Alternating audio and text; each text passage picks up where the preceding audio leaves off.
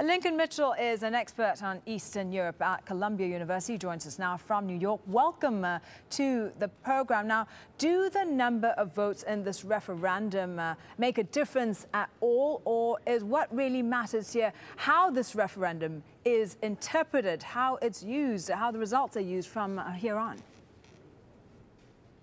Well, we knew both what the results would be and how it would be interpreted before anybody cast a vote today. We knew that there was going to be an overwhelming majority for, because regardless of how people voted, that's how the numbers are going to be reported out. And we also knew that the U.S., Europe, the government in Kiev weren't going to recognize it. So all of this is playing out largely how it could have been and was expected by many. This does mean that the tension between the separatists in eastern Ukraine with the backing of Russia and the government in Kiev is at, I think, a higher level of conflict than before. So this is not good news, and this does not bode well for the potential of a peaceful settlement to this situation. Yeah, but aren't there different opinions, interpretations of what this vote means? Are these regions actually going to go it alone?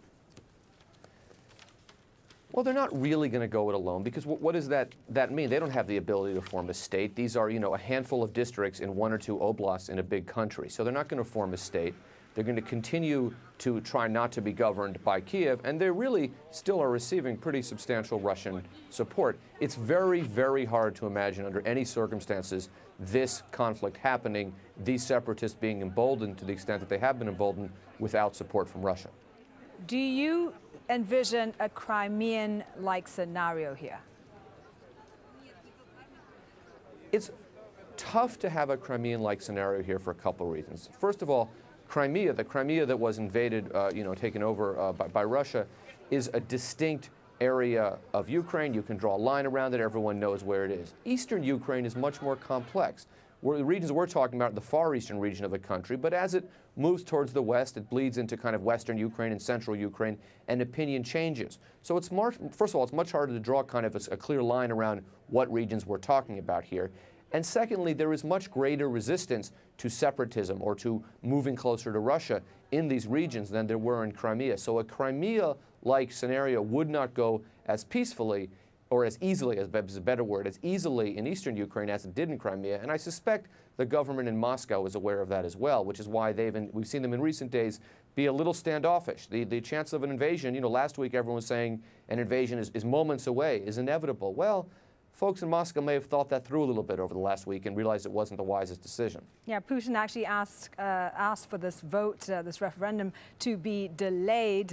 Now, there are multiple reasons to dismiss this poll as irrelevant, illegal, not binding, but Kiev is going to have to address the fears and concerns of people in the eastern regions, aren't they, if they're going to try and de-escalate the crisis?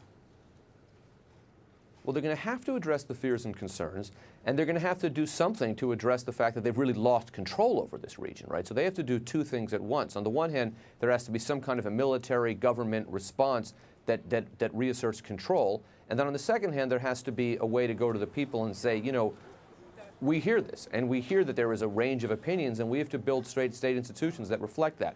And that hasn't happened in Ukraine. Now, in fairness to this current government, they've failed at doing it, but so have most of the previous governments in Ukraine. Lincoln, before you go, do you think Ukraine is on the edge of an abyss, like the interim Ukrainian president has said? Ukraine is very divided. Is it headed for civil war? Civil war is a strong word, but it's not impossible. I would use a different line. I would use different words. I would say that Ukraine is very likely headed for a period of enduring mid to low level instability, perhaps high level instability. That doesn't mean necessarily a civil war in the sense of two armies facing off against each other, but it does mean a country that for the near future it's going to be very, very hard for Kiev to govern the whole country. So we're going to have instability, we're going to have separatists, we're going to have violence that the central government can't put down, all of those things, and that is not very good for Ukraine. Lincoln Mitchell, thank you very much for your thoughts. Lincoln is an expert on Eastern Europe at Columbia University.